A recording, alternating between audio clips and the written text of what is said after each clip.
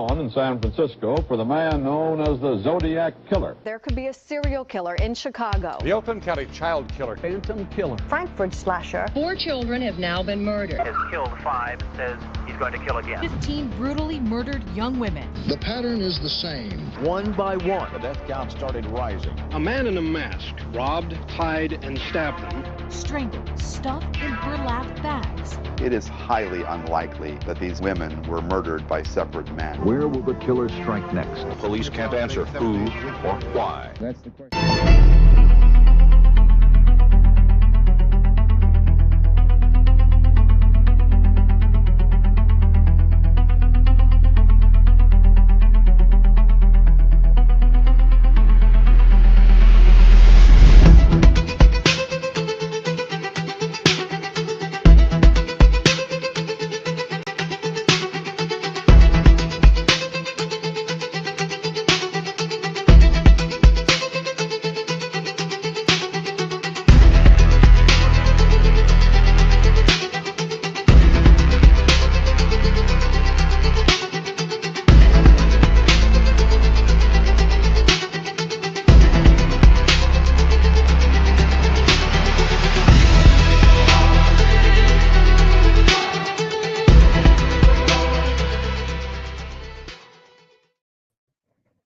Good evening, everyone. My name is 12 Gauge. Welcome to my channel, 12 Gauge Investigative.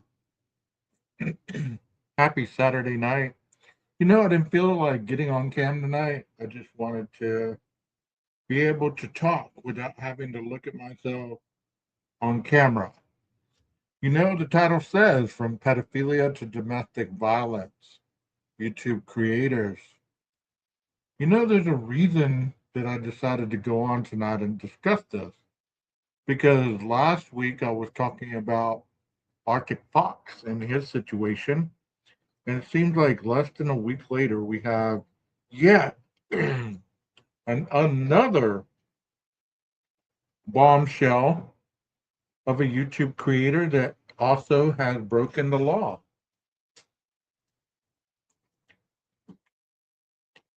So tell me, what is going on with these creators?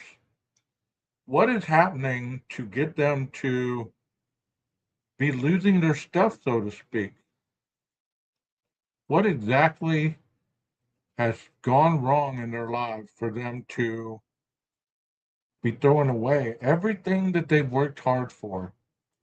You know, I know one of them has over 500,000 subs.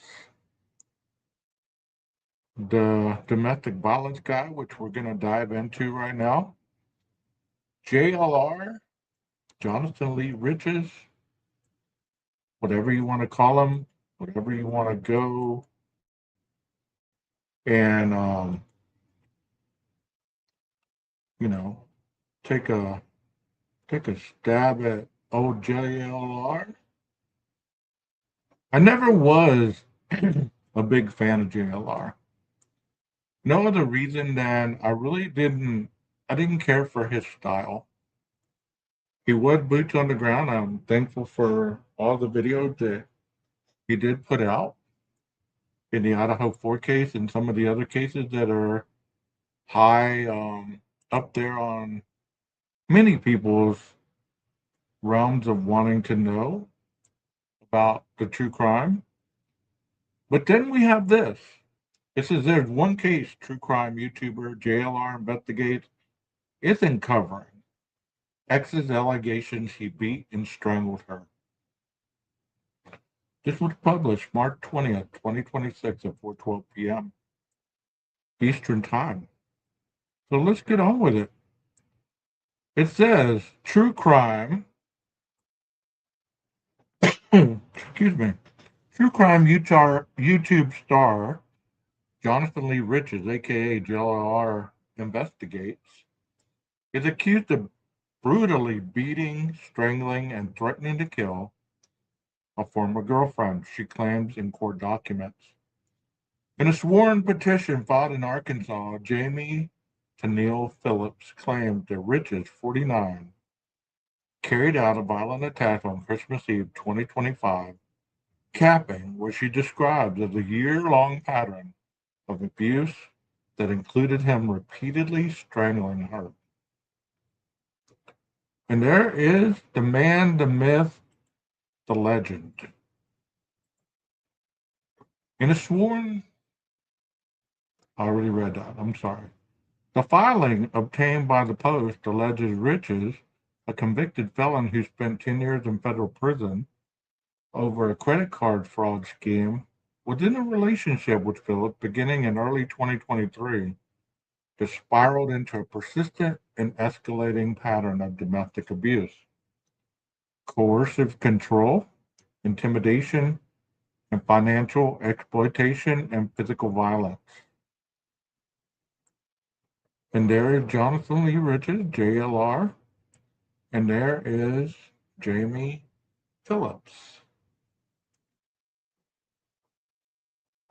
According to handwritten affidavit, the alleged December 24th assault left Phillips with extreme injuries, including a broken nose, septum, significant trauma to the head and the ribs, requiring emergency medical care, CT scans, and x-rays, and that she will need reconstructive surgery. Reconstructive surgery. So the situation on Christmas was so violent that she's going to need reconstructive surgery. Phillips claimed that Richard assaulted her on multiple occasions, beat her with closed fists in a separate alleged August 2025 attack, strangled her roughly 24 times, and threatened to kill her if she reported him, the filing of alleges. This is one of the most beloved YouTubers on the YouTube streets. And the other dude, Arctic Fox, he was a beloved individual as well. Multitude of followers, over 17,000 followers. She also alleges ongoing harassment after the Christmas incident, which took place in Washington state, including threats, intimidation, and financial abuse. Now see why JLR wears a hat. I would as well, my friend. On January 21st, 2026, the court issued an order of protection, finding there was significant evidence Philip faced an immediate and present danger of domestic abuse. Riches has not responded to the allegations, and he and his lawyer did not return the Post's request for comment. Shelton County Sheriff's Office in Washington sent the Post an incident report, which says they had probable cause to arrest Riches, but he had left the state.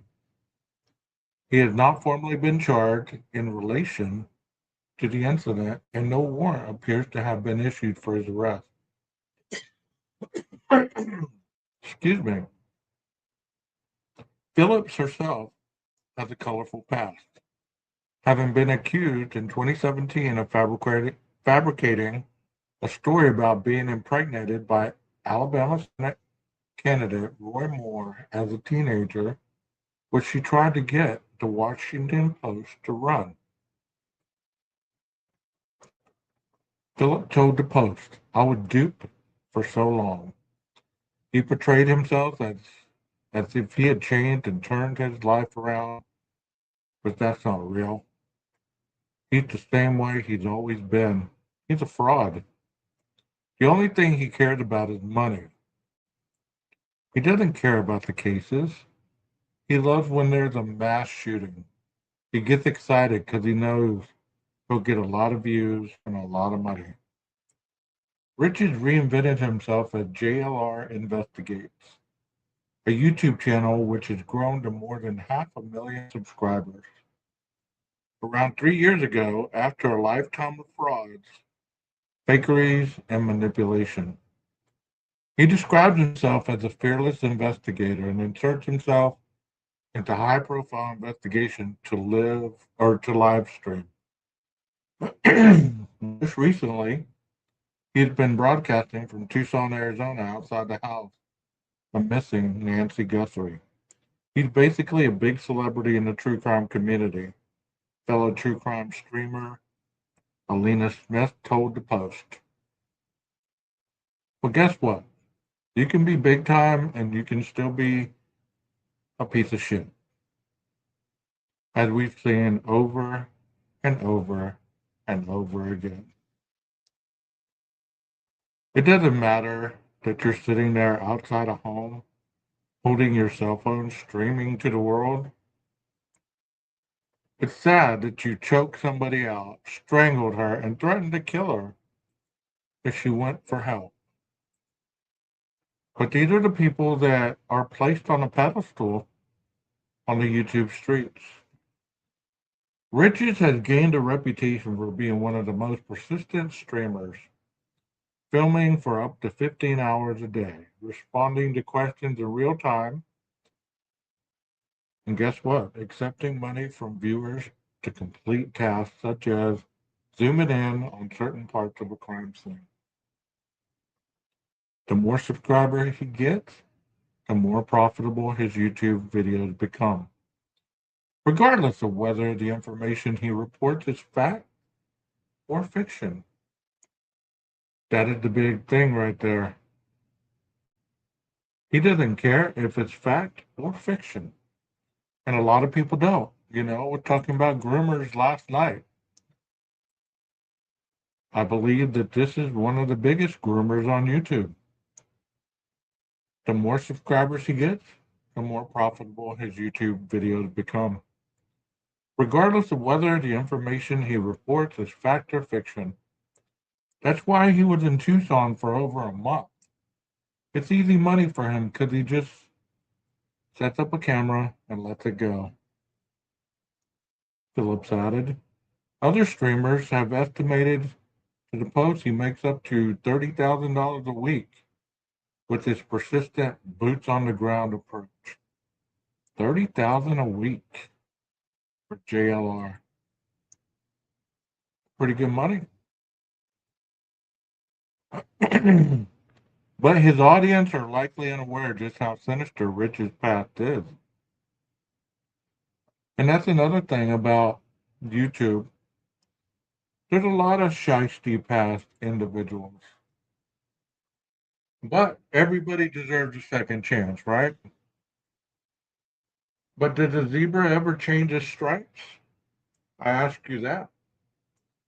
You know, we can have people that do change, that don't manipulate, that don't lie, that don't steal from their viewers. But for every good person we have that has actually changed their life, we have those grimy people that do just like this gentleman does. Pulls at those strings trying to get that monetary value. In 2019, he openly admitted being a troll and fabricating highly sensitive information. After he was called out for pretending to be Jewish and given a fake backstory at a Trump rally. I don't think about the long-term consequences as far as disinformation or offending anyone, which is told the Huffington Post in 2019. The disinformation that I want, I can put it out there. The next mass shooting before they identify the shooter, I can set up 10 Twitter accounts looking like news sites and then create whoever I want as the shooter. Vulnerable, gullible people will see that. They think it's from a news site and then they will copy it and tweet it out.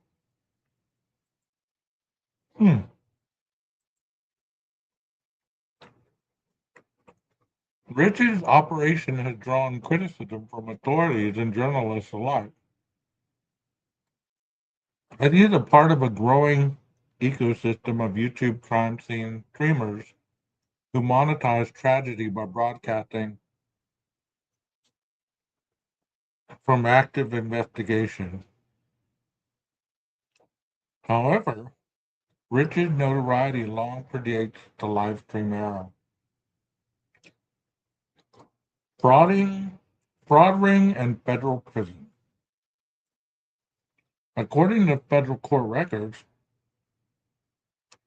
Richard was indicted in 2003 in the Southern District of Texas, alongside several co-defendants for credit card fraud. The indictment claimed the conspirators used stolen financial data to obtain money and property through fraudulent transactions. Richard was arrested in Florida in February 2003 and brought to Texas to face the charges, entering a guilty plea to conspiracy and wire fraud counts in September that year. A federal judge sentenced him to 125 months in prison for wire fraud and 80 months for conspiracy to run concurrently. That means together, along with 92,680 in restitution to victims, according to the criminal docket. So I wonder if he ever paid that money. He makes $30,000 a week. I wonder if the victims have ever seen a dime. What do you think? And there he is, Jews for Trump.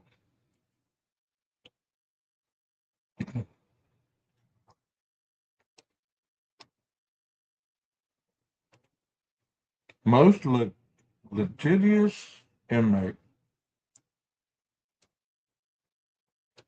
While incarcerated, Richards flooded federal courts with thousands of bizarre, frivolous lawsuits targeting politicians, companies, public figures, and celebrities, including one against the Kardashian family for allegedly participating in al-Qaeda trading. The cases were quickly dismissed.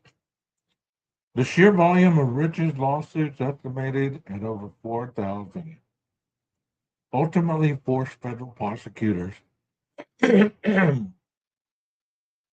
seek an unprecedented nationwide injunction against him to prevent him from suing. He was also banned from having paper in his cell. In response, Richards went on a hunger strike for 22 days, and a warden had him force-fed through a tube. And there he is with Hillary Clinton. Here's the biggest one. I remember this one. The Sandy Hook hoax. After being released in 2012, Richards returned to Pennsylvania on supervised release, but almost immediately found himself back in legal trouble. He traveled to Newtown, Connecticut 3 days after the Sandy Hook Elementary School massacre that left 20 first graders and 6 staff members dead. He attended a memorial where he falsely claimed to be the uncle of gunman Adam Lanza, according to local authorities in court filing. He said he was Jonathan Lanza and made unsubstantiated claims about the shooter's mental health, which were quickly debunked. There's the man. Wow. 3 days later, Richards posted a YouTube video of the trip in which he attempted to approach Lanza's home before being stopped by a police blockade. We are truth seekers, and we're going to find out why Adam was mind controlled and manipulated to go in and allegedly shoot little kids in Sandy Hook Elementary School and why this happened, Richards said in the clip, as reported by News Haven Register. A few weeks later, Richards found himself back behind bars for violating the terms of his probation by crossing state lines. From there, his phony lawsuits kept coming. In March 2016, he filed a civil action against Representative Gabrielle Giffords, posing as the man who shot her and killed 6 people several years later. According to a criminal complaint, he posed at Jared Lossner, the gunman who tried to assassinate Giffords. The complaint sought $25 million. Richards pleaded guilty to a charge of making false statements according to court records and was sentenced to 5 years probation. So this is one of the persons on YouTube who multitudes, over 500,000 people flock to this dude's channel and take what he says as almost the gospel. This is who you believe your information from. And there's more like him. He later told the Arizona Republic that he filed the fake lawsuit as a joke to entertain himself in prison. Richards was released from federal prison in May 2016, according to the Bureau of Prisons Inmate Locator. However, his headline-grabbing stunts and questionable antics continued to evolve.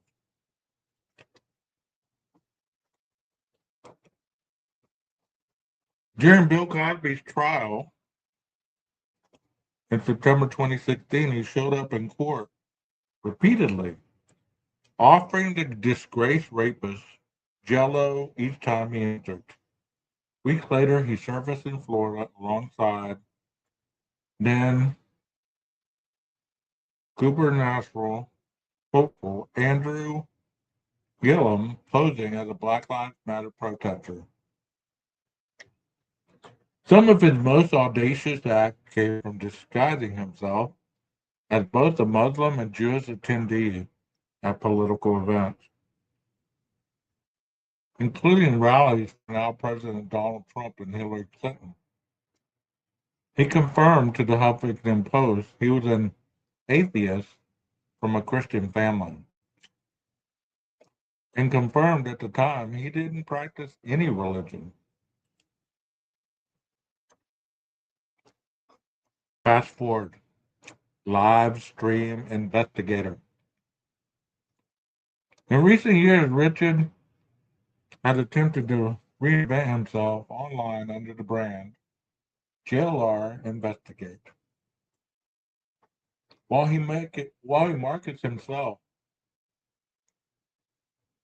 as a crime scene investigator chasing the truth behind high-profile cases, critics say his appearance often amounts to nothing but exploitation, interference, and the spreading of disinformation.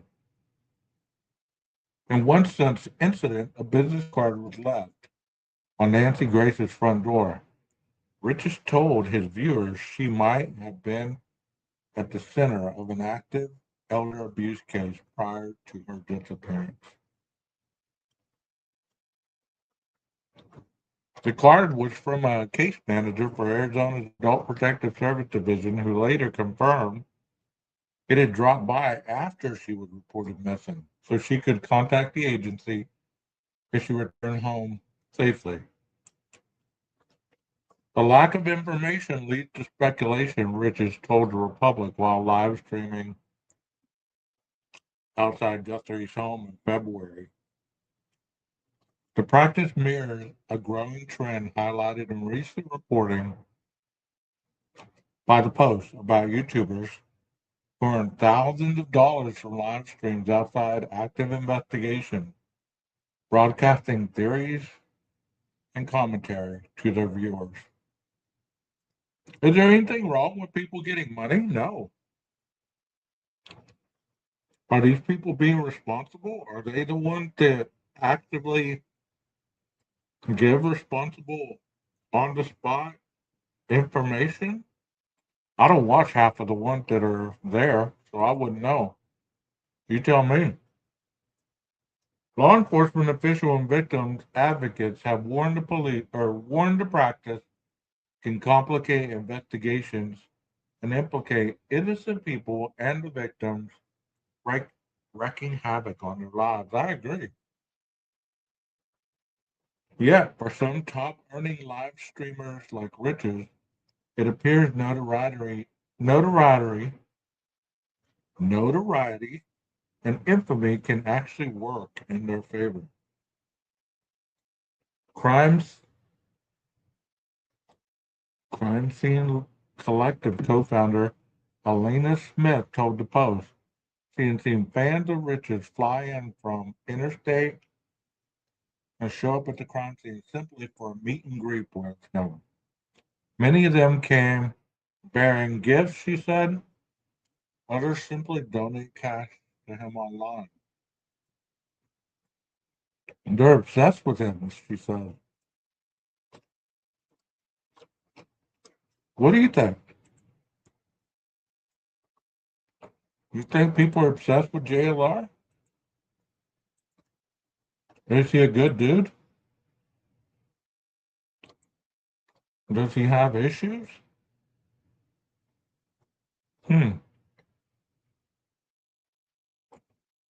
That's the one that I just showed you. Let's see.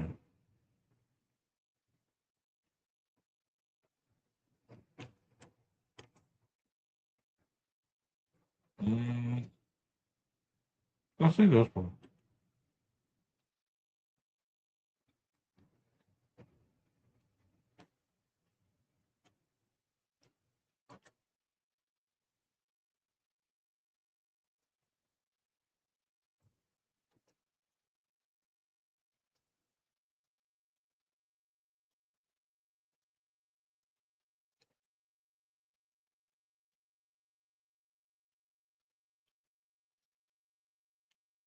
Let's see. Gavin Fish.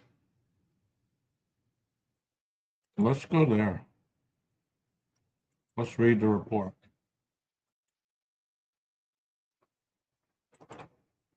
Get out of here.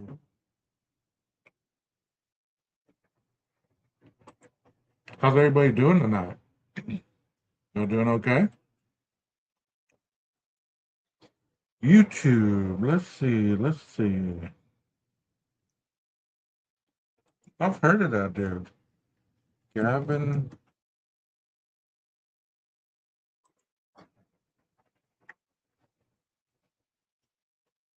Gavin Fish.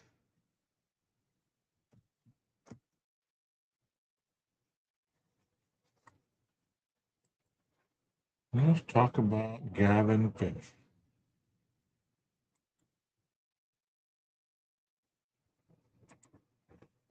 Gavin Fish, thank you so much for sharing your words of wisdom. I will show you. I will subscribe to your channel because I am not a subscriber. So there you go. I subscribe to your channel. So I am going to share some of your video under fair use, obviously. Allegations. It's the good stuff. That I'm strangling her. So, like I just told you, JLR strangled this woman for a long time. How do you feel about that? Do you feel that he should be in jail? I do.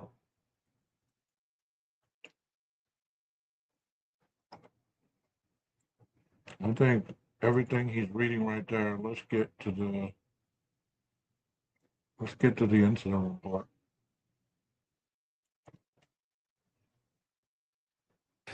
Okay. Let's go back over to Acrobat and we will get into the actual document that I want to show you guys. Okay. And now I want you to check in with me. In fact, let's go over. Let's just take a moment. I did see a super chat. Thank you very much, Jennifer. 15 years DV survivor. I will support Jamie Magnolia 100%. Takes a lot to call for help. Got you, Mag. So thank you for the sentiment and the super chat. I really appreciate that. Just checking in with where you guys are coming in from. What do we got? We got. I just want this to. We got Montana in the house. We got California in the house. I just want to make sure. Yeah, lagging for many people. Hopefully we can fix this. YouTube says, okay, we're going to get to it, but let me give you a little knowledge of what an incident report is. There's a lot of people that don't know the difference in these documents, okay? An incident report is what's written before any statements are given, before any interviews, and obviously before any affidavits are written. So an incident report is where they get a lot of the information from the suspected crime that had just occurred. So that's what this is. And I think he's going to go through it. it is doing better, and it might just be YouTube right now. And thanks for being patient. PA is in the house. Who else have we got? Buffering. Sure, have, and I may have. Okay, let's get past this piece of paper. Heard it to my recollection. This sheriff's office. This is you can just kind of see this. Okay, like I was telling you, this is just it's kind of like a breakdown of all the information before you actually put it into a statement, okay? It gives you the date, the person who was the victim, the complaint, the suspect, the vehicle in which he drives, the initiating call for domestic disturbance, and what kind of reference the call was coded on. So all these things are descriptive, telling you in this incident report how they got a lot of the information that they're ultimately going to put in the statement after Jamie Phillips obviously had to write a statement against Jonathan Lee Richards about domestic violence abuse. Our suspect is Jonathan Lee Richards, and we'll get into the affidavit of probable cause here. Okay, so here's the narrative. The following report is a summary of an incident which occurred to my recollection. This report also serves as a summary of my involvement and understanding of said incident. Furthermore, portions of my involvement were recorded by audio and video on my department-issued Axon body-worn camera. Please review the incident recordings for chronological order, exact statements made, and/or for further information outside of this report. I'm curious if body-worn camera footage is going to come out on this. I don't know what the state of Washington's laws are when it comes to freedom. See, look, right here. It starts to give you the narrative, okay? We're telling you what took place. Turned on his body cam. Once he arrived at 10:21 hours, the deputy, K. Talley, he was working uniform patrol, driving a fully marked patrol vehicle for the Shelland County Sheriff's Office. It's basically a step-by-step. I responded to the all-seasons River Inn, located at 8751 Icicle Road in Leavenworth, Washington, for a report of an assault. The victim reporting party identified herself as Jamie T. Phillips. Jamie told the dispatch she received an injury to her nose from a fight last night with her boyfriend, Jonathan Richards. River Calm was also informed Jonathan had taken Jamie's phone and left last night. So why would Mr. Richards take her phone? Maybe so she couldn't call for help? You think? I arrived at the location at the same time as AID, I'm sorry. We contacted Jamie at the main entrance door. I could visibly see bruising around Jamie's right eye, consistent with being in the early stages of a black eye. I could also see a small red mark on the upper right corner of the bridge of Jamie's nose. Her nose was visibly not straight and resembled what I had observed through training and experience to be broken. Jamie requested we all speak in the room where her belongings were, which is the Shenandoah room at this location upstairs. Jamie advised sometime between 23 and 0000 hours last night, she had confronted Jonathan about things that she observed on his work phone. Jamie stated it was things such as communication with other women and what she described to be porn. Jamie stated she addressed this with Jonathan. He became enraged and struck her with a closed fist multiple times on the side of her head and on her ribs. Jamie stated she grabbed her phone and began to dial 911. I don't know about you, but that is terrible. I don't believe in anyone putting their hands on a woman, regardless of whatever their intent, their belief, their understanding of the situation. I don't believe in any of that. I grew up in that type of environment, and I'm just appalled when I hear that happen. Do you know what I mean? Okay.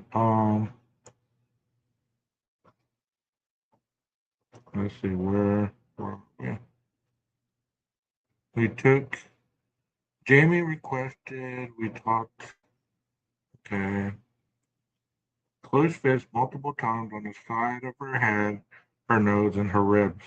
Jamie stated she grabbed her phone and began to dial 911 for help. But Jonathan saw her doing this, took her phone from her, and said, "I will fucking kill you." I asked Jamie if she believed this threat to be true. She stated she believed he would kill her. Jamie stated she believed at some point she lost consciousness after the assault, but remembered Jonathan grabbing 2 bags, his personal cell phone, Jamie's cell phone, and then leaving. I asked Jamie what phone she currently had, and she stated it was Jonathan's work phone that he left behind.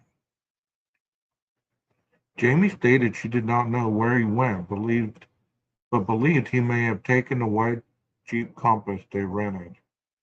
I observed the white Jeep, let's keep going here, Compass to be parked outside prior to making contact with Jamie. I asked Jamie if she would be willing to have her injuries photographed for documentation. Jamie agreed. Due to most of the medics on scene and myself to be male, and one of the areas of injury requiring Jamie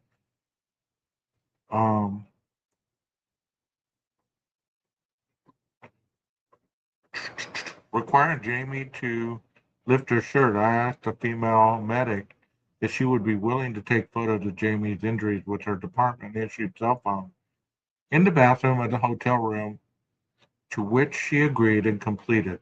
These photos will be uploaded for evidence. Upon completion of documenting the injury, Jamie was transported to the Cascade Medical Center for evaluation.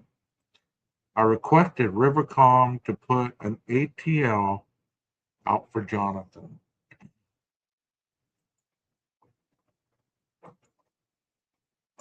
So, a lot of times whenever people hear of individuals doing this, they defend them. They defend them, such as, "Oh, he's just having a bad day. Um, you know, what did she do to deserve that? It takes two people to fight." But if you've ever seen a domestic violence situation, there's no one person that wins or loses. They both lose. This is sad. This is really sad. And the fact that he is as high level as he's made his channel to be, it's tragic. But what goes up, like they say, always must come down. So You have to be careful how high you get in life because one wrong move and it all could come crashing down. I responded to the Cascade Medical Center and met with Jamie in the emergency room number 3. I asked Jamie if she would be willing to complete a medical release form for documentation of the injuries received from the assault. Jamie agreed, and a medical release form was completed, signed, and provided to the medical facility staff. Jamie stated Jonathan had been texting the work phone, knowing he left it behind. Okay, let's see what he says.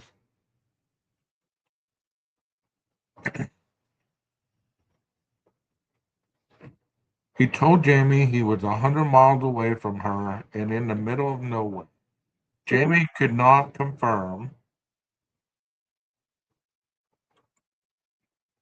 Jamie could not confirm where the Jeep Compass. Hold on.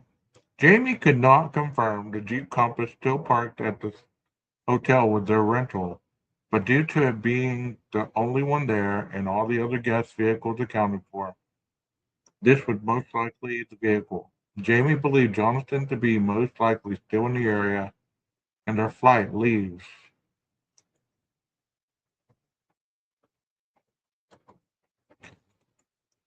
tomorrow, which would require them to travel back to Seattle and return the vehicle to SeaTac where it was rented. Also advised by Jamie that in August of this year, she was on a work trip with Jonathan in Charlotte. This was when she first found out about his infidelity and porn issues. She stated she confronted him and he attacked her in the hotel they were staying at. Jamie stated it was similar to this. He assaulted her violently and then took their rental car and drove back to Florida, where they live. Jamie stated there's a long history of Jonathan assaulting her in their almost 3-year dating relationship. She stated she knew she should have left many times before this, but hasn't. Jamie stated Jonathan needs to be held accountable for what he did. I agree with you, Jamie. I really do. I don't know what y'all think, but I agree with her. He does need to be held accountable. After Jamie was discharged from Cascade Medical Center, I was provided a copy of the medical documents for this visit, and it provided Jamie with a courtesy ride back to her hotel. Deputy McComas and I searched the room prior to Jamie going back into it. The on-site manager was contacted and changed the security code combination for the front door and for the room Jamie is staying in. It should be noted that the white Jeep Compass bearing Washington registration CTA 6791 that was observed earlier was confirmed to be another guest's rental vehicle and was not involved. I have probable cause to arrest Jonathan L. Riches for violating RCW 9A.36.021 assault in the second degree. Domestic violence RCW 3A.46.020.2B. Harassment, threat to kill, domestic violence in RCW 9A.36.150. Interfering with the reporting of domestic violence. Wow, those are 1, 2, 3 charges. On 12/26/25, I received a text message from Jamie on my department-issued cell phone that she canceled her original flight and booked a flight with a different airline and boarded without issues. 3 charges.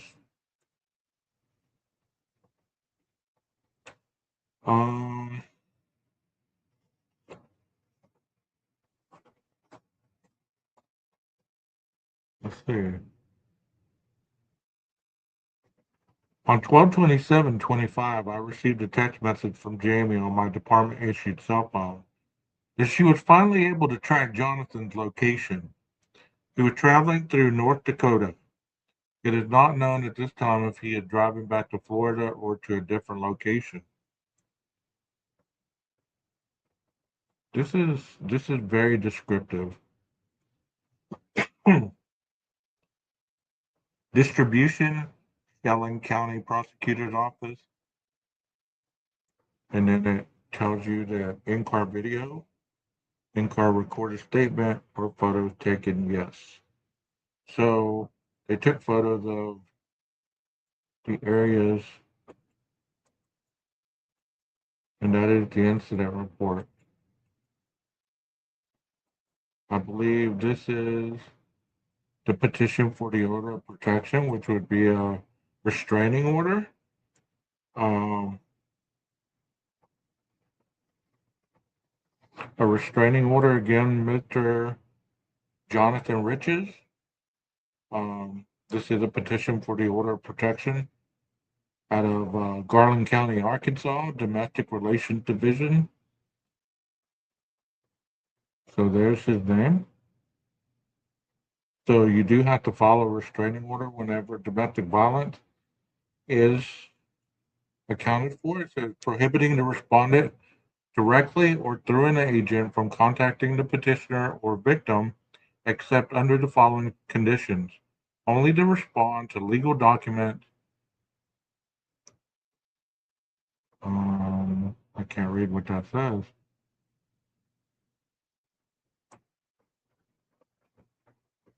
Something separation and restitution agreement via consent. So he's only able to contact her through these issues. Let's see if I can back this up a little bit. And this is the affidavit that was handwritten. You can write an affidavit. You can handwrite an affidavit. The police officer doesn't always write it out. I've never seen one handwritten, but it looks like this one is able to be handwritten. It says, affidavit accompanying petition for domestic order of protection. I, Jamie Phillip, petitioner of the above named order of protection, case having been duly sworn, disposed, and state the following under perjury, penalty of perjury. I am the petitioner in the above captioned case of the petition for an order of protection. Okay, this is a petition for the protective order. It's not the affidavit. But these areas that she's writing are definitely going to be in the affidavit. And it goes on to say, these facts, along with the facts alleged in my accompanying petition, constitute my request for an ex parte order of protection and final order of protection. Beginning January 2023 and continuing through December 25th, 2025, I was involved in an intimate domestic relationship with the respondent, Jonathan Lee Riches. During the course of the relationship, the respondent engaged in a persistent and escalating pattern of domestic abuse, coercive control, intimidation, financial exploitation, and physical violence toward me. On 12/25/25 Christmas, the respondent violently assaulted me, causing extreme injuries, including broken nose and septum, significant trauma to my head and the ribs, requiring emergency care, CT scans, x-rays, and will require reconstructive surgery to repair broken and crushed bones in my nose. This assault is currently pending felony assault charges, threat to killing me with the chief criminal deputy prosecutor in Shelling County, Washington State, case number 25C 92789, police report attached. Throughout the relationship, the respondent physically assaulted me on numerous occasions, included strangulation approximately 24 times. So she was strangled 24 times. In August 2025, respondent committed a brutal assault against me involving beating me repeatedly with his closed fist. And this is an individual that is on YouTube consistently.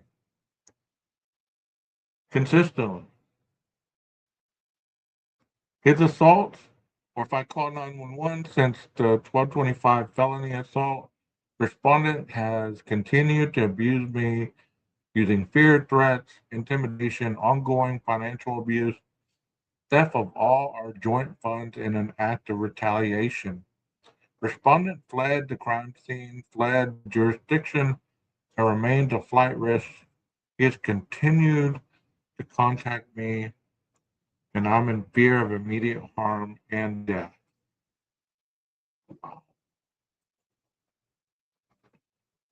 What do you think of that? That is something. And there's all the required signatures.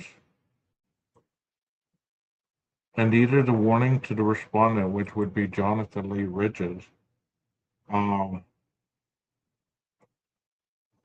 It says a violation of this order of protection is a Class A misdemeanor carrying a maximum penalty of 1 year's imprisonment in the county jail or fine up to $2,000. So if he violates it, it's a Class A. It is unlawful for an intimate partner who is subject to an order of protection or an individual convicted of a misdemeanor of domestic violence to ship, transport, or possess a firearm or ammunition under the code as it existed on January 1st, 2019. And a conviction of violation of an order of protection under the section within 5 years of a previous conviction for a violation of an order of protection is a Class D felony, carrying maximum penalty of 6 years imprisonment or a fine up to $10,000. So if he violates the order and then continues to violate and gets convicted on it, he could face 6 years imprisonment. A person who is a respondent of an enjoined party is restrained from harassing, stalking, or threatening a person named in an order of protection, which would be Jamie Phillips, as a family or household member, a child, or the family or the household member, or a child of the respondent or enjoined party. And these are just warnings given to the respondent, which would be Jonathan Lee Riches. And if he does any of those things, he can face criminal charges, as you saw. So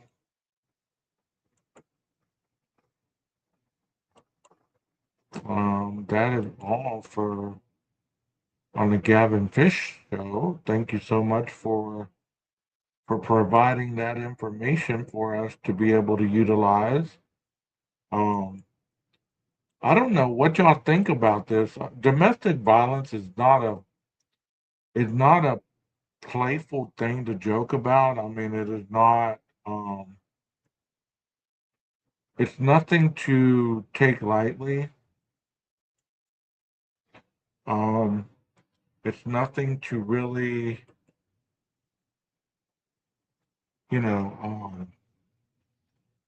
have someone to say, well, it was just a scuffle. It was just a spat. Well, you know what? Obviously, he had done this for a very long time, so there was a pattern established. Let me read some comments from the chat. It says, bad week for YouTubers. Arctic Fox and now JLR. He was on this afternoon taking calls. Did JLR have to sign that document, or how does that work? No, he doesn't have to sign that document. That is the document, the petition of protection order. Jamie signs it, the county clerk signs it, and whenever he is found, he is given a copy of all that. So he understands that if he violates any of those order, that's what he could be facing. So it's very cut and dry. It's like she gave a statement. which the officer got on body cam. He took some photos. He was able to see that her nose was broken and that a black eye was forming. So all that was documented. So, and then he obviously wrote everything down in the incident report. An incident report is nothing more than just it's almost like an inventory of what you observed, what you saw, what was told to you, how you processed the crime scene or the victim. That way, when you write your report, you have all this stuff already written down. So think about this as far as, whenever she filed for the protective order, she collaborated everything that was already in the incident report. So when the affidavit, when he said there was probable cause for arresting him, that means that once they write the affidavit, he's going to take all the information from everything that was in the incident report, in the victim statement. He could also, it's all consistent because, he has to put down nothing but the facts. It is nothing that, nothing that the officer can put in there that is not factual. There's nothing that he can put in there that, he can't prove in court. It has to be able to be proven. So if Jonathan Lee Richards does go to court and he is prosecuted, then all this information that is gathered at this victim's hotel room will come into evidence. And obviously the DA has to approve the charges being viable for an arrest warrant to be issued. So there is probable cause. The next thing will be the DA will see if there is viable evidence that a crime has been committed, and if so, they will charge Jonathan Lee Richards with those 3 offenses. And once that is done, a warrant for his arrest will be signed, and then the investigation continues, like search warrants for any of his devices, any of his, they'll search his home, they'll search whatever hotel room he's currently in, all that stuff. So, all this stuff it's pretty procedural. It goes in every case that is taken by the police. It is a universal thing. It's not one thing that goes for one case and one thing that goes for another. It's pretty universal. So once he is arrested, then he can go before a magistrate, and if he is a flight risk, which it seems like he is because he took off from the crime scene. So if the judge deems or the magistrate deems him being a flight risk, then he won't have bond and he'll stay in jail until his court date. So let me see, is what you're asking me.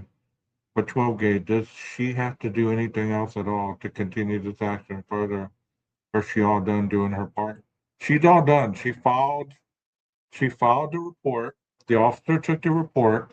He took the body cam images. We haven't seen the body cam. He took photos. He documented all the injuries. So that's all she has to do. She did a protection order. She can't be with him, and he can't be with her within a substantial amount of distance. So they have to be very careful. You know what I mean? Otherwise, she could be in violation of a protecting order. Is it Magnolia who's pressing charges or some random? I don't know who Magnolia is, but her name is Jamie Phillips. So is that Magnolia? No, he can't do YouTube from jail. Then he can sue the jail, the arresting officer, the victim, his car. Yeah, exactly. Exactly. Um, I like those comments. Yes, what happened to his cat? I didn't know he had a cat. I thought the name was Magnolia. I don't know if that's the name that she uses on YouTube, but I saw some comments in Gavin Fish's video there where they were standing beside Magnolia. So I guess Jamie Phillips, her screen name or the name she uses on YouTube, is Magnolia. So yeah, I mean both of them have, done some wild things in their past, but we're talking about the present right now. Nobody abused deserves it. You know what I mean? You know what I'm saying? It's like you don't deserve to be hit. You don't deserve to be abused. OJ is his cat. Okay, thank you, Wormus. I didn't know that. See, I don't know this creator very good. I mean, I watched a little bit of his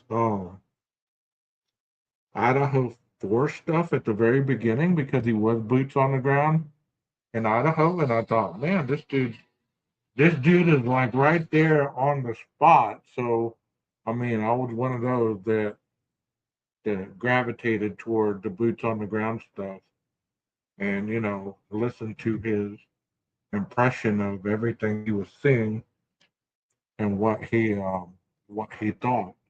So I haven't really watched him, enough to really give a impression of who he is, what I thought about him. I just know that I could not stand his uh his delivery. His delivery was very weird to me. It was just weird.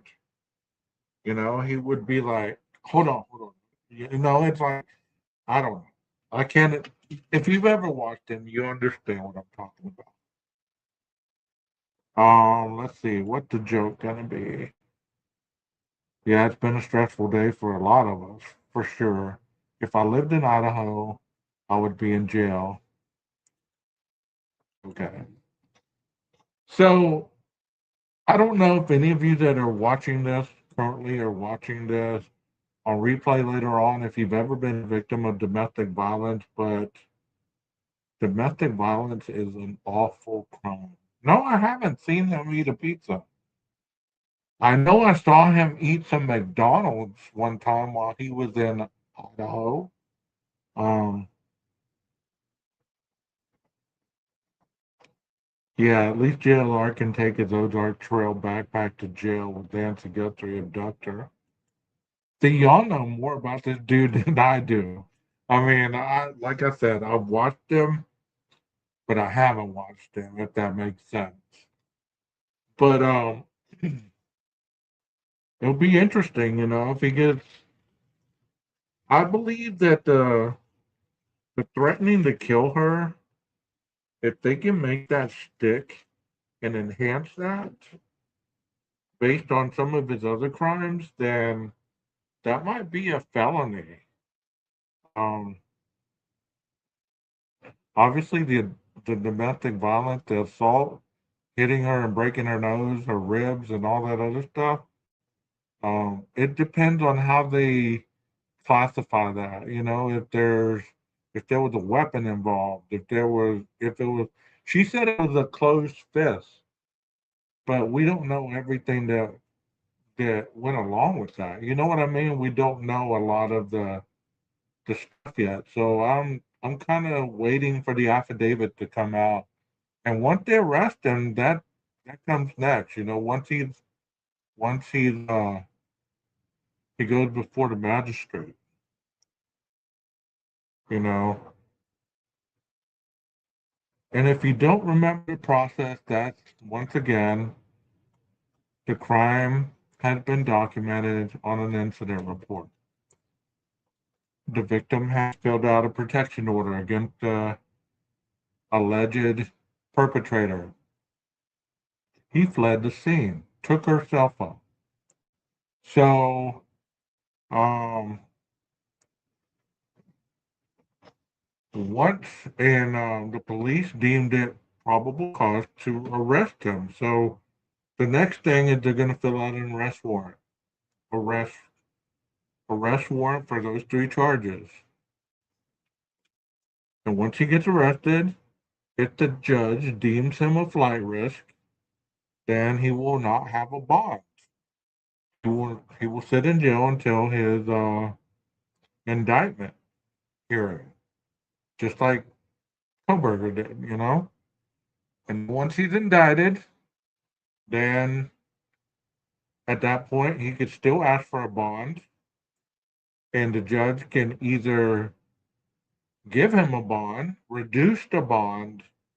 Let's say she gives him a bond of $500,000 or something. Okay, that's just a number I'm throwing out there. You got to give 10% of that. So, he can give 10%, be let go. But if she deems him a flight risk, she can hold him without no bond. So if she holds him without a bond, he can ask for a bond at the next hearing. If he does get a bond and is able to bond himself out, then he is technically free, but he cannot go anywhere near this woman or he will be arrested immediately for violation.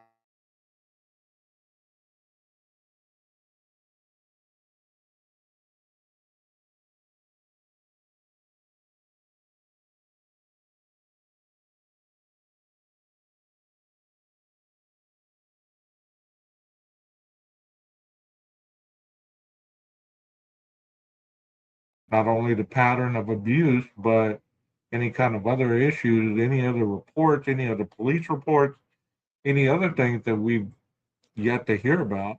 All these things can be brought up as evidence, and later on, once the court hearing occurs, obviously both sides will battle it out.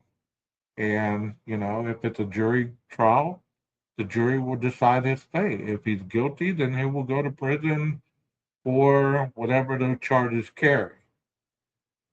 If he's guilty of one, they might lessen the other 2, they might lessen one, they might plead, but we're far from that. And at this point, we're just looking for him to get arrested at this point. And once he gets arrested, like I said, then he'll go before a magistrate. If he's deemed a flight risk or whatever, they might take his passport, they might take all the stuff to keep him from being able to travel, and they will keep him in jail until another hearing. I don't know how you did that, but that looks pretty cool, whatever that says.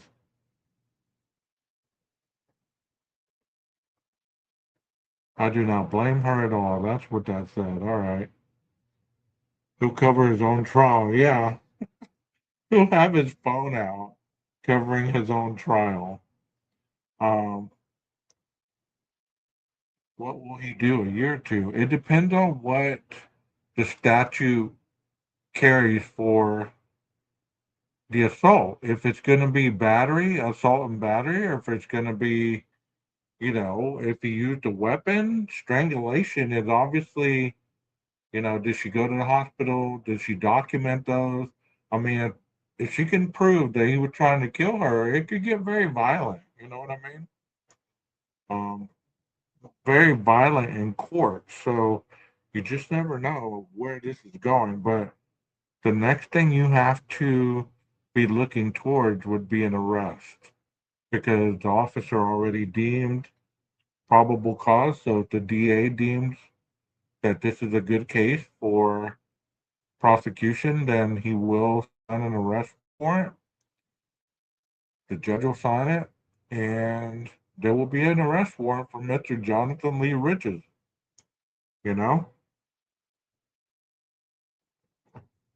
So yeah, like I said at the very beginning, if you haven't been here, we've had a very interesting week from Arctic Fox to Jonathan Lee Riches.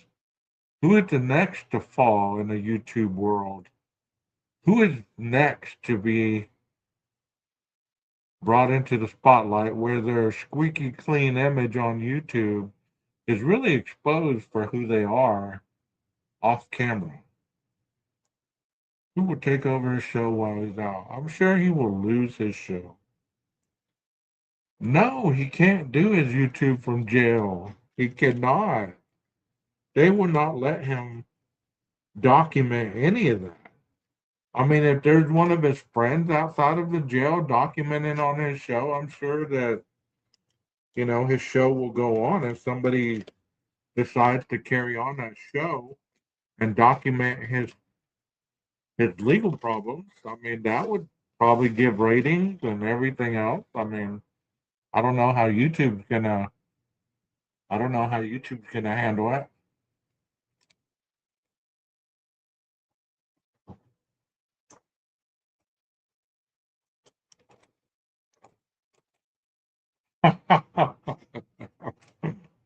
Wow. I'd like to nominate Dago Cafe True Crime.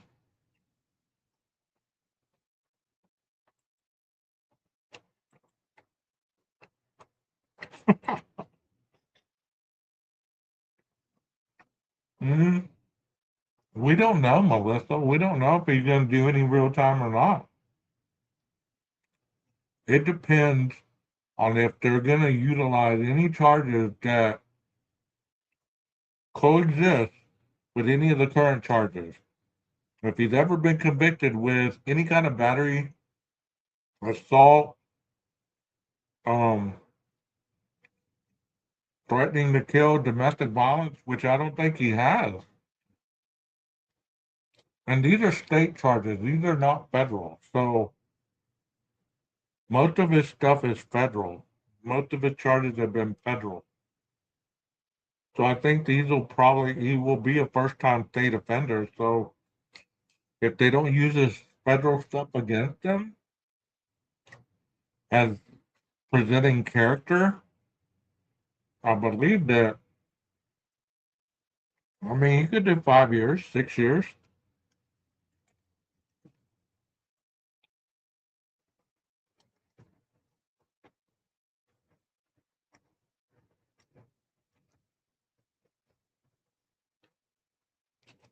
Yeah, they are. They are white collar and they're federal.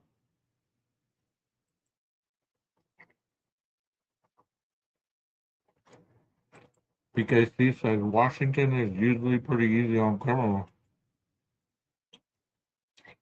That goes to show you.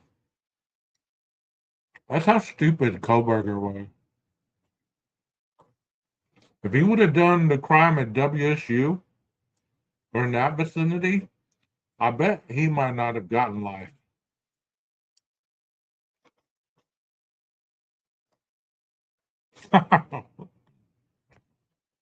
Wow.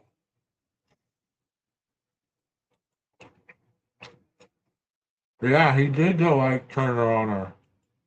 More than once. More than once. He's been doing this for a while.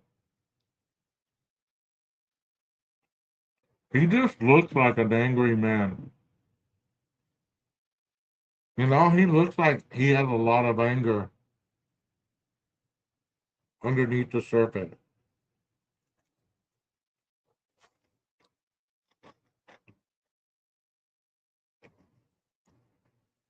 Yeah,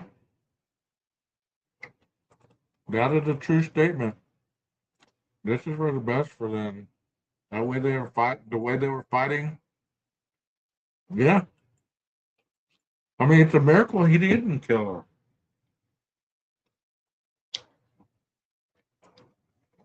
Wow. Tiny penis guy can't deal with it. That's hilarious. But it's been a hell of a week. 2 dozen chokings, you're right. 2 dozen, yeah. I don't think Arctic Fox has even replied to his charges. I don't think he was even arrested, as far as I know. I haven't talked to Nina all week, so I don't know what's going on with her, but I don't think Arctic's had any charges against them.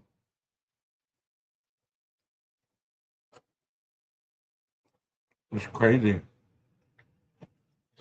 So let's take a poll. I know a lot of you watch true crime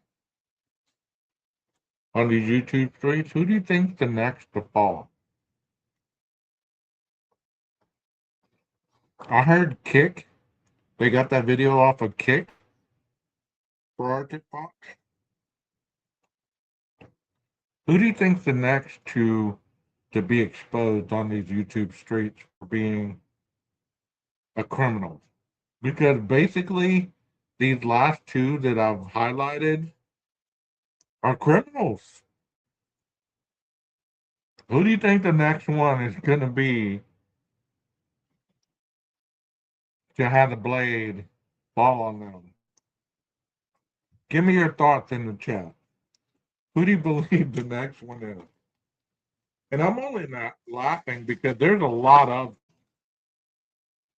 I'm just not sure who it's going to be because there's a lot that believe that they're at the top, but they're only at the top in their own mind. You know what I mean?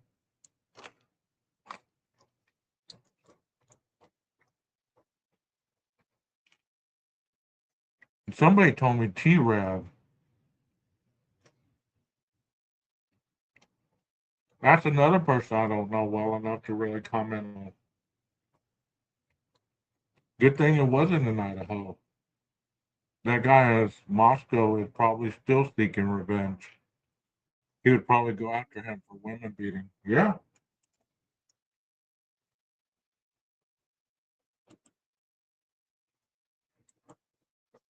Jumpsuit? You think jumpsuit's gonna fall off?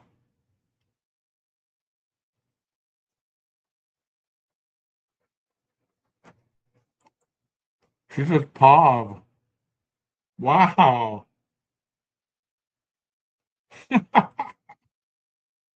I love it. Y'all guys are on a roll.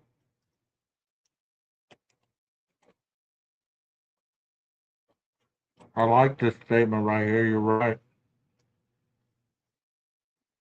People let YouTube fame get to their heads.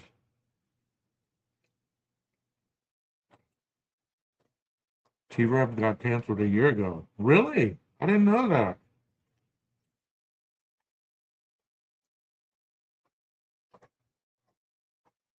Wow. Annie Potts.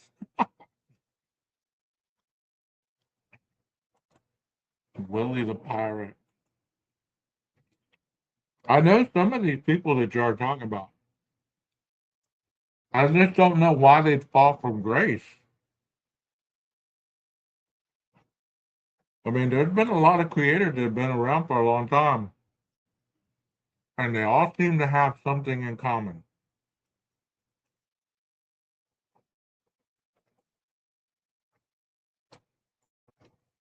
Really? I didn't know that.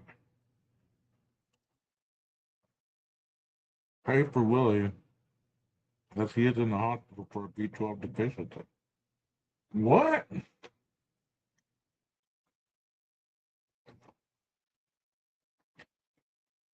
Come on now, Melissa. We can't put AR out there like that.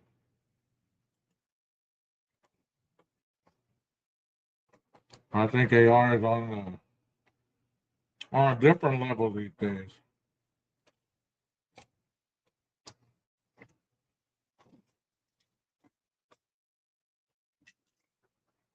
I don't know. I don't know who the next to fall is going to be.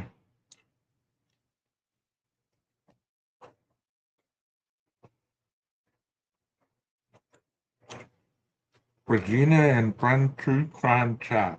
Oh. You want to hear something funny? Somebody I would talk to follows BJ, right? And they were telling me that BJ is pregnant. You know, allegedly Brittany J or something like that. Certainly not Dago. The man is a saint.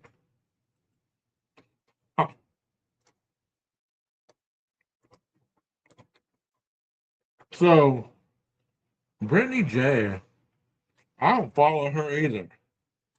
But you hear all kinds of stuff about these people. I don't know how old she is. But allegedly, she is pregnant. And she was telling folks that her last pregnancy, the baby was in the birth canal for 2 weeks.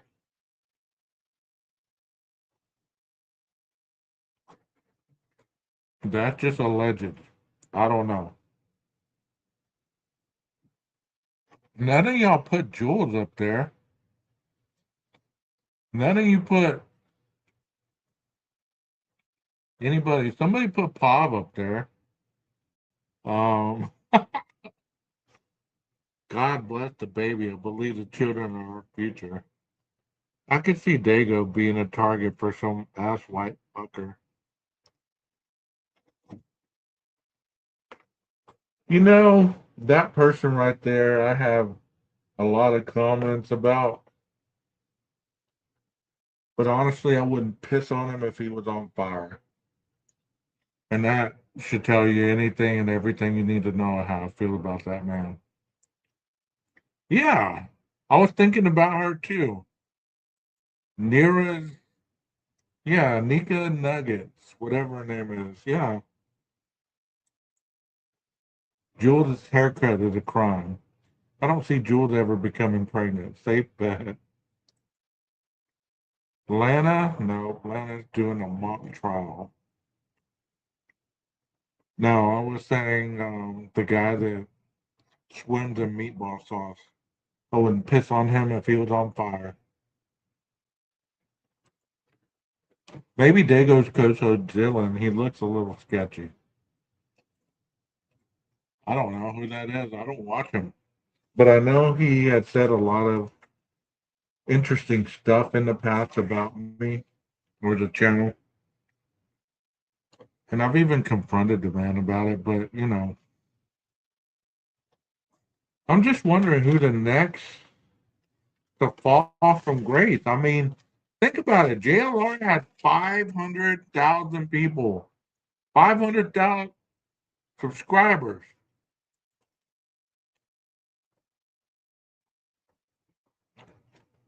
A pea bucket? What? Birdie? Jeff was telling me about Birdie the other day. I watched a little bit of a crime scene investigator, and we was going over the Idaho 4 stuff. And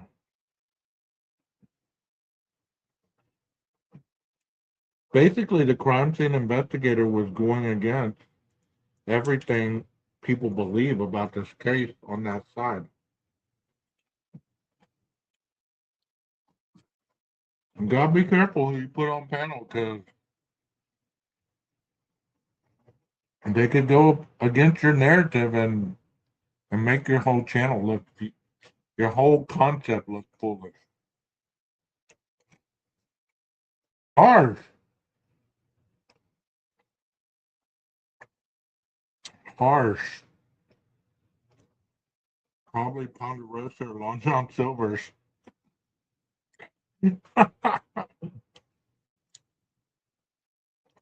That's hilarious. I DoorDashed some Long John Silver's tonight. That shit smelled good. I'm not usually a fan of theirs, but it smelled pretty good.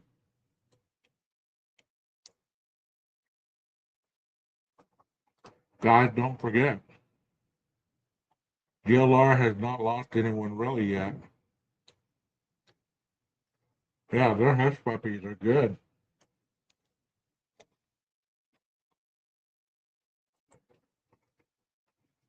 Let's see what his channel is doing right now.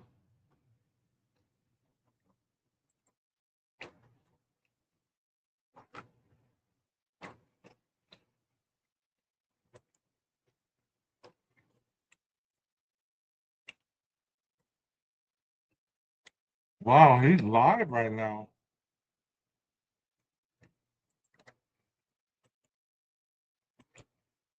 He's live.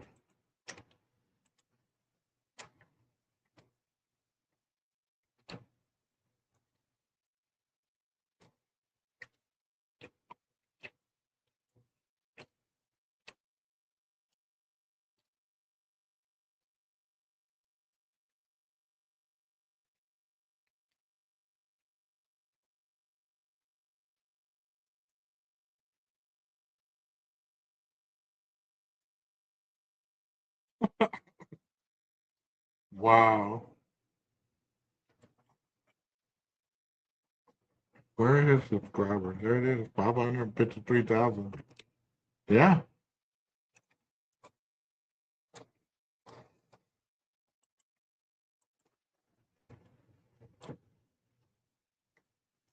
I don't know what he was doing in Washington. That's weird. I thought he'd be in Arizona.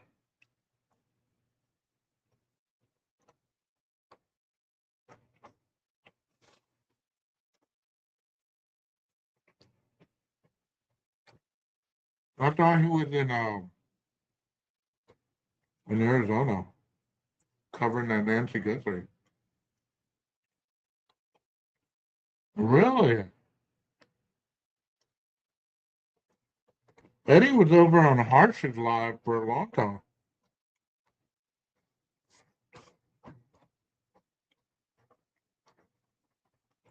I don't know why he would quit.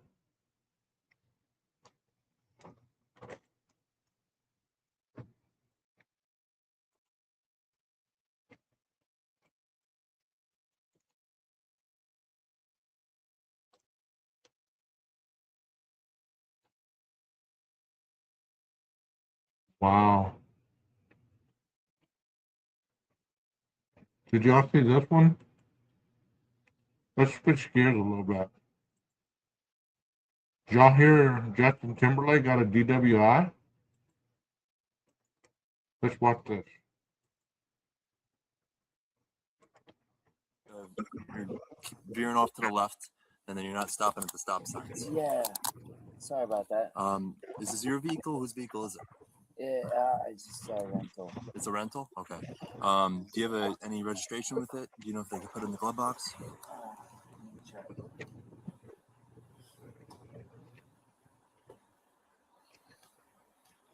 How long are you renting it for? Just for a couple of days. What are you visiting?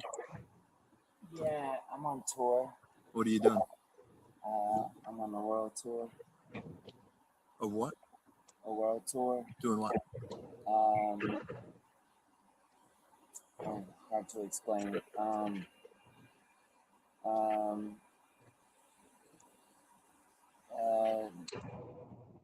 This is 6/18/2024. Did he get another one?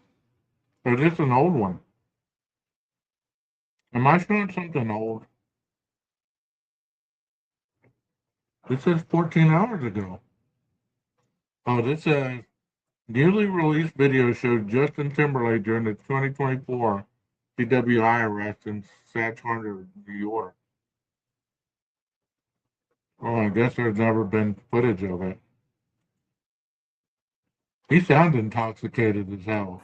World tour. I'm Justin Timberlake. What's your name? Justin Timberlake. Yeah, he doesn't know who he is. Do you have a license with you? Yeah, I do. And then when we do this, just like you're doing right now, arms, feet together, arms by your side. You're doing it just now. I'm just going to re-explain it before we continue, okay? Arms by your side, feet together, and then you're going to keep your head straight and just keep your head straight. Only follow with your eyes, okay? Okay. You understand that? Yes, sir. Wow, he is jacked up. I've had to do a DUI sobriety thing. Those things are not easy.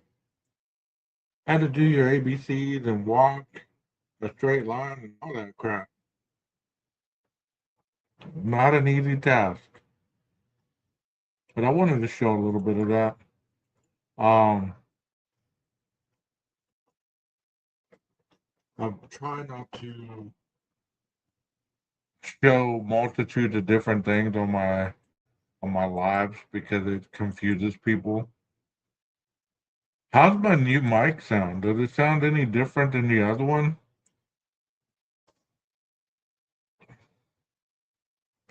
Does it sound clearer? Does it sound more professional? Does it sound the same?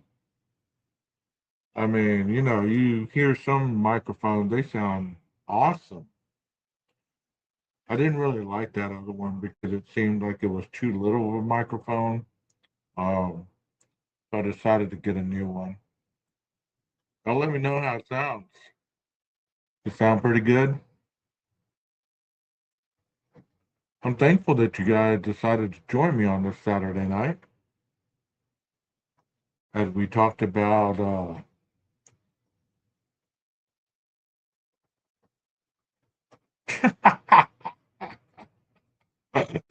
I bought my own mic. Well, it sounds good, but if you don't think it does, feel free to put up your Amazon wish list.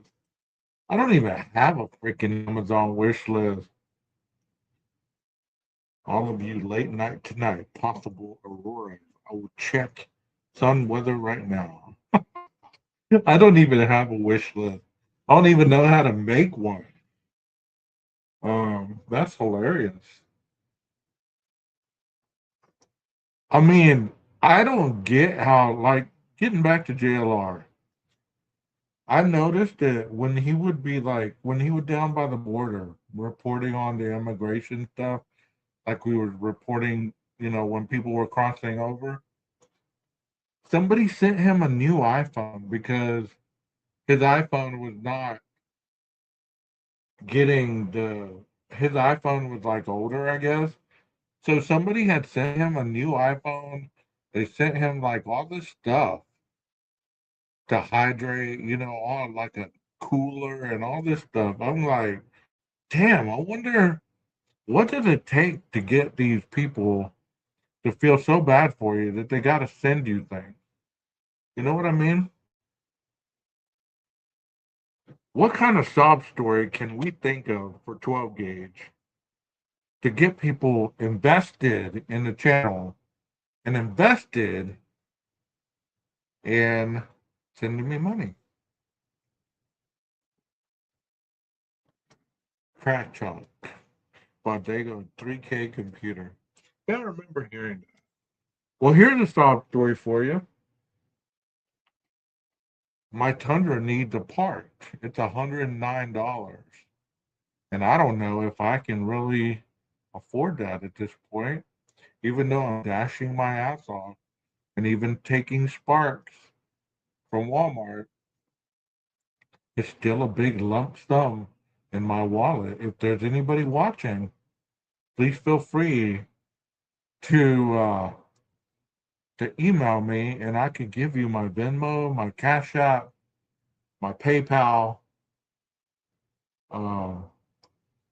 any other forms of, or I can give you the O'Reilly website and you can pay for it yourself, and I can just go pick it up. So, what do you think? You think that would be a good cause? Would anybody be willing to send me some money for a part for my truck? Because you know I need my truck in order to function to do my DoorDash and delivery stuff. Even though I do have a full-time job, but you know, I do need I do need a little extra money. So if any of you can come out your pocket and assist with that, I would really. It's not expected. It's not expected at any time. But you know what? I deeply, deeply appreciate it. You know, best you can do is gift certificate for donuts. Is that like Dunkin' Donuts or Shipley Donuts or can I send you a coffee? I don't know about a coffee.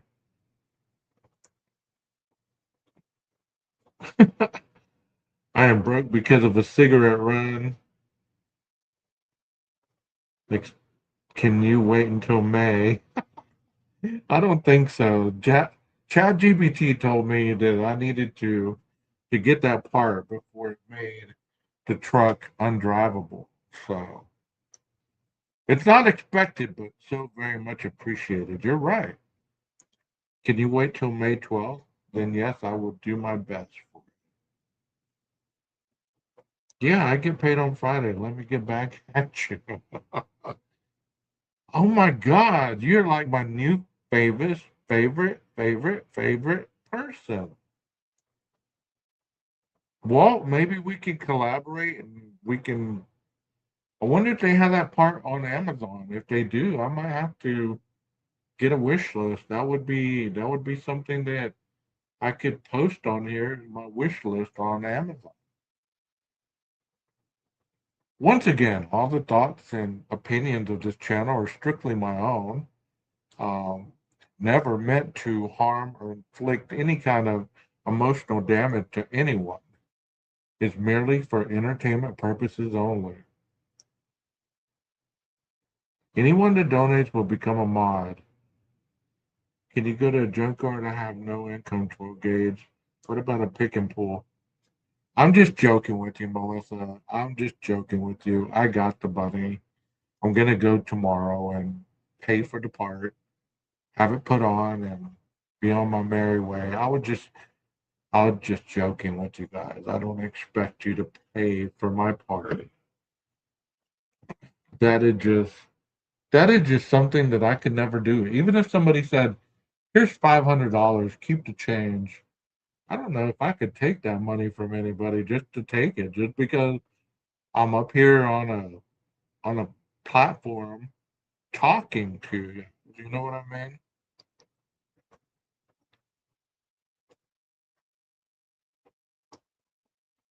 Can we buy some membership? Nah, you can't because I'm not monetized. So no memberships, none of that.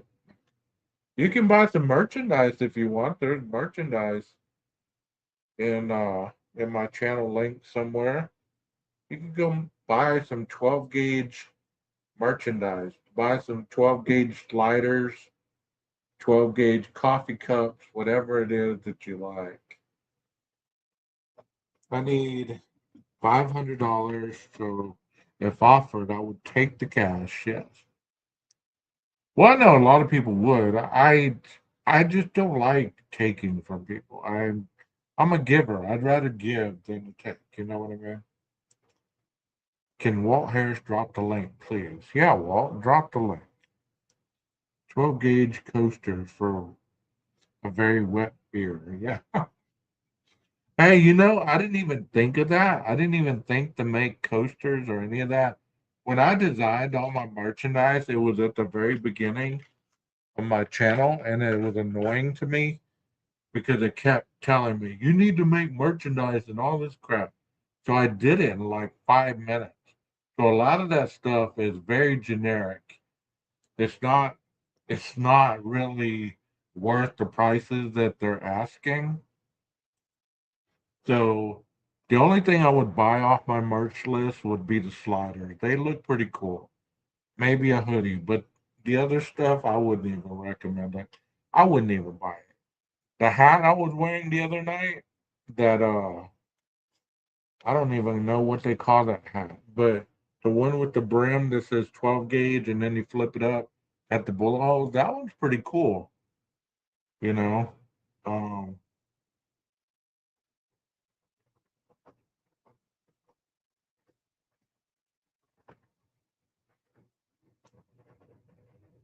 yeah, maybe we can do that, Melissa. Maybe we can do that one night. Just email me. My email's in the channel links on my page. Email me and maybe I can get some more information from you and we could, do a half hour show on that. Magnets are usually a great seller. Well, thank you for that. Like I said, I did it in 5 minutes, so a lot of the stuff on there I would not like. I bought myself the hat because I thought, I actually took some time to do that. But the other stuff, it was just very quickly done.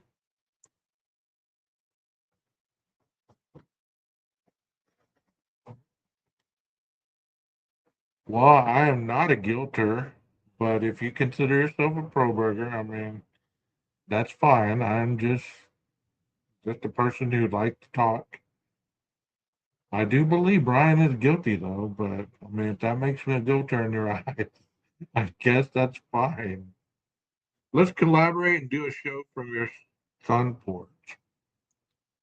Well, you know what I did today? Actually, I got a body cam, and I was gonna do it, but I ran out of time because I was I was filming myself in a first person perspective with the body cam in Walmart as I was shopping.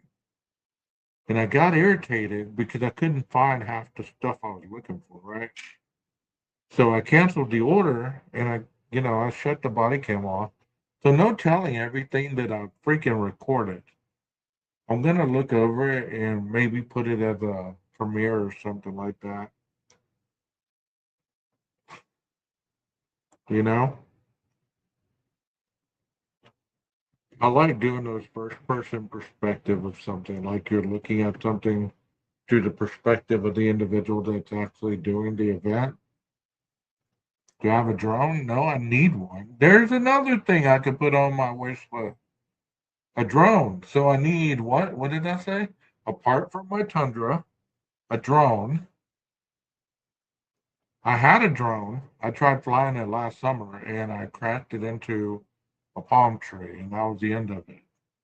So yeah, a drone would be nice for the 12 gauge investigative podcast. How do we get on the Amazon wish list? I mean, where do you sign up? Do you go on Amazon and actually create your own wish list? I mean, you know who I haven't seen in a while? And I didn't block her. I didn't do any of that. I haven't seen Cluminati. I was just thinking a wish list because she had a wish list and people would send her stuff. You could have a telethon for it. I've tried to get a phone number to have people call in, and that just seems like a lot of work. So I've never done that either.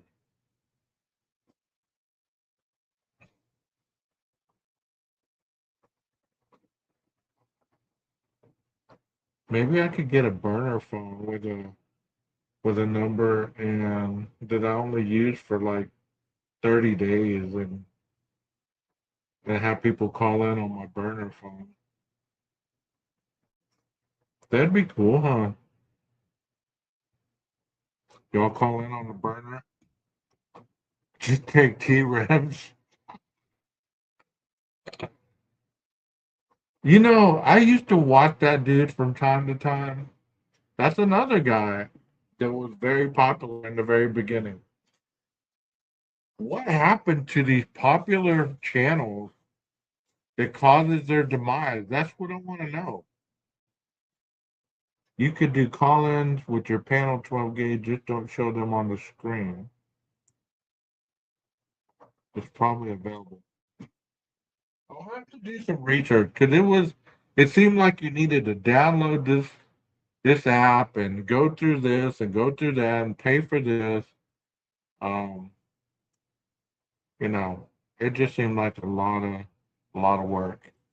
Let me see if Clue's still around. I used to see her channel come up on my stuff all the time. What the hell? There's Cletus's channel.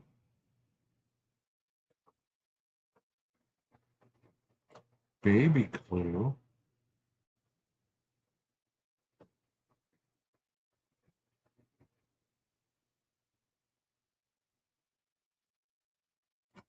I don't know. Maybe this is her new channel. Did she like get yanked off YouTube?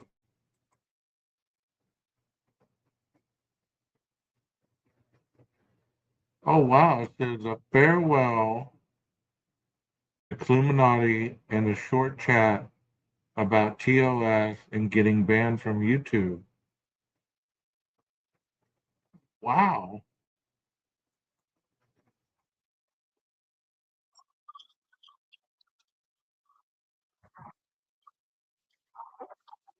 Really? Get this out. Now you're gonna hear probably background noise. Doesn't matter. This will be a farewell to Illuminati. Also, we're going to address a little bit about terms of service and some of the things that have been discussed since she got banned from the platform. Actually, we'll go ahead and we'll do that. We will start right over here at my community wall.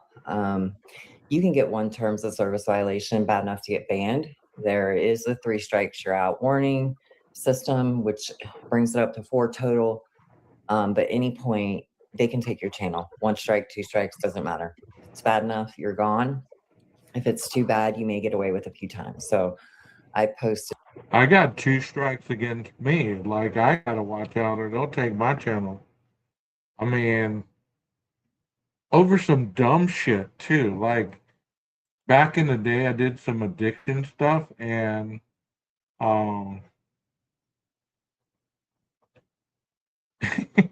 and the dude like gave me a strike for both videos. Both videos. I did some addiction stuff. And the dude, I emailed him and I told him what I do for a living and that I was doing it for entertainment. He still striked me twice. So I got 2 against me. So I gotta be good. Is this Miss Potts? No, they all had that voice. Just screenshots of what I found from YouTube, which it talks about here: severe abuse, safety threats, malicious intent, material breaches.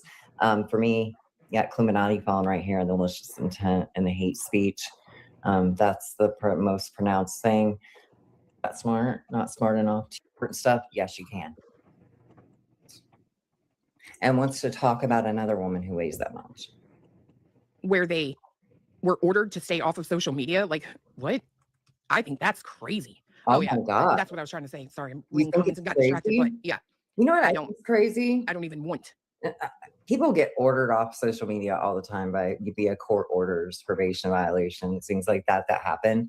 I find it crazy that you don't know anything about that, but you're a true crime. Here we go again, right? Here we fucking go again. She can't believe it, guys. To go back over there, not even a little bit. Yeah, you do. Jump on a panel. Okay. I'm going to tell you, every single one of you that hear this video, this bitch was the calmest I've ever heard or seen anybody that's been banned. Ever. That's why I know you're a fucking lie. You're a whole ass lie. You've been a whole ass lie the whole time you've been here. You won't be missed. Believe that. You're not going to hold the viewership. Wow. See, I'm not involved with all that. I just know that I hadn't seen her show like pop up on my lives, and I was like, what the hell? You know, I was just thinking about it. I thought to myself, I haven't seen her like pop up anywhere.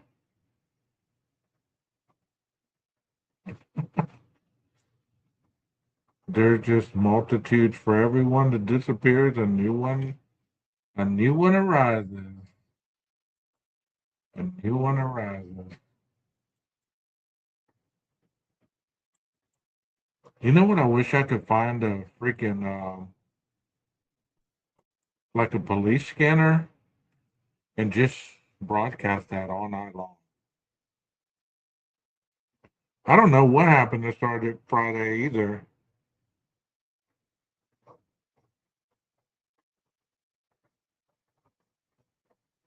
There's a lot of people that are gone. I don't know why, but they're gone. But you know what? I've gone way over my time limit that I usually go. I hope you guys have enjoyed this, because I've enjoyed being on Saturday night. Last time was, I can't remember what I said. Saturday night, I don't know what I said. Is Drip Drop still around? I think so. I think he's doing interrogation videos or something. But I hope you guys enjoyed this. Till next time, I'll see you soon. Maestro, cue that music.